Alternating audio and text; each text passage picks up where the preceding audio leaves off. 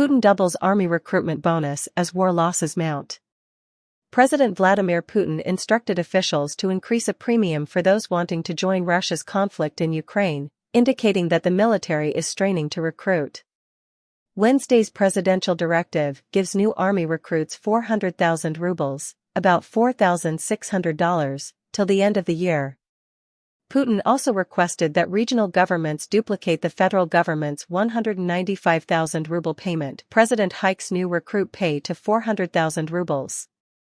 Russian troops have suffered heavy losses in Ukraine. Putin and others in the Kremlin have often threatened the West with nuclear weapons since Russia invaded Ukraine in 2022. Putin warned on day one of the war, "Whoever tries to obstruct us, let alone create risks for our nation and its people, must know that the Russian response would be rapid and lead to repercussions you have never seen in history." After nearly 2.5 years of fighting, the West has provided Ukraine billions of dollars in modern weapons, some of which have hit Russia. Despite fresh Kremlin threats and the deployment of battlefield nuclear weapons in Belarus, across the border from Ukraine, it has been a blunt message. What might finally provoke a nuclear response? Putin cited Russia's nuclear doctrine when answering international news outlets in June. He said, "Look what is written there, in St. Petersburg.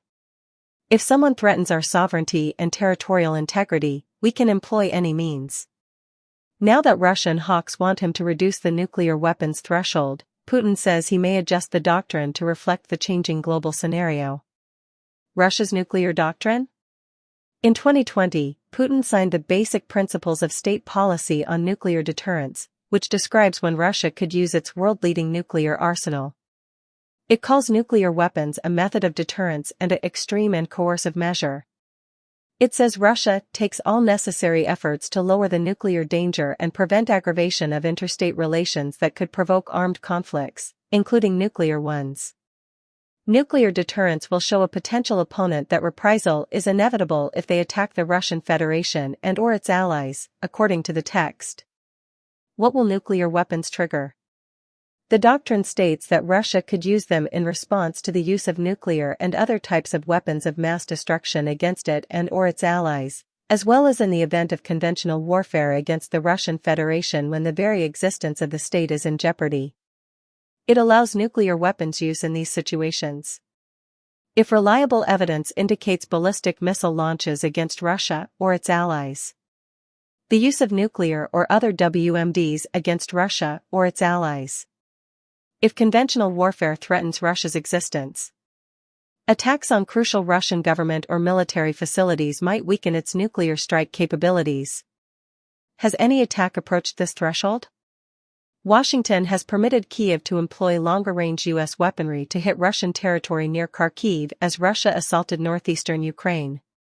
However, these attacks are confined and do not appear to pose an existential threat under the nuclear doctrine. Moscow's hawks have cited Ukrainian attacks on Russian air facilities with long-range nuclear bombers and recent raids on early warning radars. They argue that these circumstances warrant nuclear weapons use under the doctrine. Russian officials haven't addressed the sensitive target strikes. Early warning radars detect U.S. missile launches so Russia can launch its nuclear-tipped missiles before damaging them. Carnegie Endowment Nuclear Policy Co-Director James Acton said in a recent commentary that Ukrainian attacks on early warning radars could lead the Kremlin to believe Washington sponsored them to weaken Russia's nuclear deterrent. If Moscow believes Washington might perform a successful preemptive attack on its nuclear forces, its trigger finger could get very itchy, boosting the danger that Russia might unleash a large-scale nuclear attack on a false or misread warning, Acton warned. Which doctrine modifications are being considered? Moscow has reduced its nuclear threats after its battlefield victories in Ukraine. Putin stated the nuclear doctrine might change, based on global developments. Hawks have consistently urged for strengthening the document, calling it weak and ambiguous. They claim the doctrine hasn't stopped the West from aiding Ukraine and implies Moscow won't use nuclear weapons.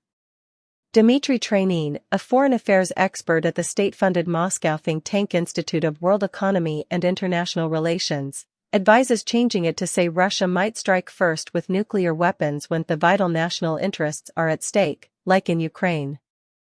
The acute objective in the third year of military combat is to avoid NATO's wider engagement in it, recently wrote Training. Unless we do it, the West's inertia of relentless escalation will lead to a direct collision between Russian and NATO troops, which might lead to a worldwide nuclear war. At the international gathering in St. Petersburg, Kremlin foreign policy expert Sergei Karaganov urged Putin to decrease the nuclear weapons threshold. He warned the Russian leader, "I hope it will be altered soon to give you the formal right to respond to any strikes on our soil with a nuclear strike. I hope our doctrine would have such a measure to chill our enemies." Karaganov compared the West to Sodom and Gomorrah, which God burned for their wickedness. "Let's remember that reign and attempt to awaken humanity," he urged.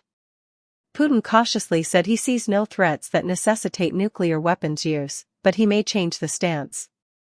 "This ideology is a living instrument. We are closely studying what's going on in the world around us, and we don't exclude making changes," he said. He said fears about the West,